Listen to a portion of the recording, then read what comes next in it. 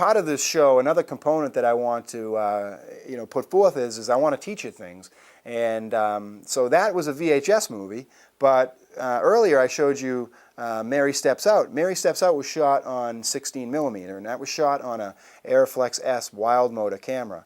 And the reason why you wouldn't shoot something that had sync audio with that is because a wild motor camera, the camera is moving, the motor is moving at different speeds at different times.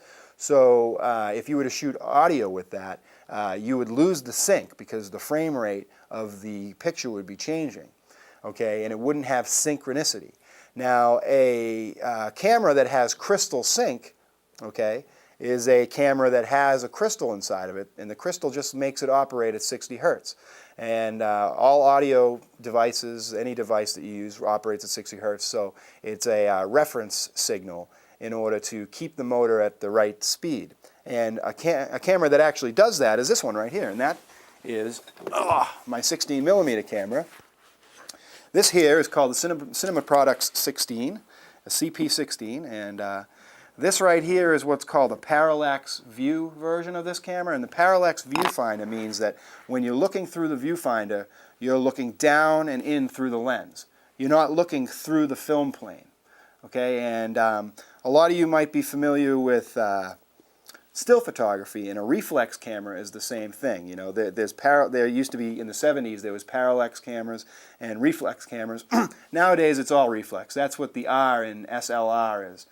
Standard lens reflex. So this is a 16 millimeter camera, and it's got the classic Mickey Mouse ears you can see right here, and that actually is a film magazine that comes off, okay, and what I used to have to do is, in this a reference to one of my old professors who was an Asian guy, in total darkness you used to have to go inside of a room in total darkness and load this magazine. Now this would be your feed side and that's your take-up side. So the film on this side would be the raw stock, and that's the stuff that you could not let light get accidentally exposed to. So there you go. There is the Cinema Products 16 millimeter camera, and I'm going to show you some stuff that we actually shot on this on the show. But right now let's go to a 16 millimeter movie. I didn't direct this one, I'm only in this one. This was shot when I was at Cal State Northridge. This is a film by Kevin Wilt, and it's called Avenging Police Disco Jockeys #4.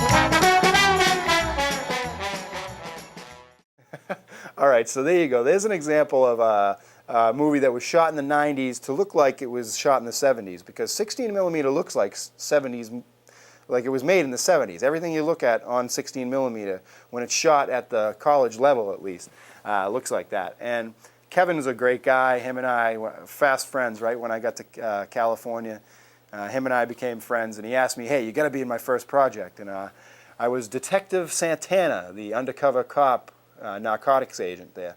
So now that we're talking about film, and we're talking about things shot on 16, and I showed you Mary Steps Out, now Avenging Disco Jockeys, I want to talk about this right here. This is the American Cinematographer's Manual. And this right here is so useful to have. It's even now with video and people shooting things on digital SLR, you still need this book. It has so much information, but one of the things that I thought was always cool that it had in there were the winding diagrams for 16 millimeter cameras. They have them for all of them in there, and they have them for mine, the CP16. And I wanted to talk a little bit about winding a camera, because I talked a little bit about putting the film in the magazine and then you know, getting it into this side, but I didn't talk about all of the inner workings of the 16 millimeter camera, especially this one. All of these knobs and wheels that you see, the film has to go a certain way around all these, and if they don't, then you'll have problems. Like you'll have film jitter, and it's recorded that way. So like you'll go and you'll spend all this money, get the film back, and the jitter is in there. And that was one of the reasons why recording things and shooting things on film, although you were getting the look of film, you still were getting all of the problems that could arise with the technical aspects of all of it, the physical mechanicalness of it all. You know, this is, you're talking about film with emulsion, you know, running through a series of wheels and knobs. You know, any of that, a little piece of dirt gets in there and it scratches your film, you have a big scratch in the middle of your film. So a lot of the times getting your footage back, you were like psyched to see it, but you were terrified, because if it wasn't right, and the person who you were there shot it with, you know, who thinks you're this great cinematographer, hey, how come there's scratches on the film? You used to have to answer for that kind of stuff. Nowadays, we live in the digital world. Oh man, it's cool. You can just take your footage off of a chip, stick it in the computer. Hey, we're editing, you know. When I went to film school, and this is in my day, you know, and most people who are watching the show, if you went to film school and you graduated even in the late 90s, you had to physically cut and tape film together. It was part of your indoctrination into the world of being a filmmaker. You had to learn the old process. Nowadays, they don't really teach you the old process. The old process is for people who want to learn and look at it, but it's just not done anymore. Everything's done digitally now, obviously.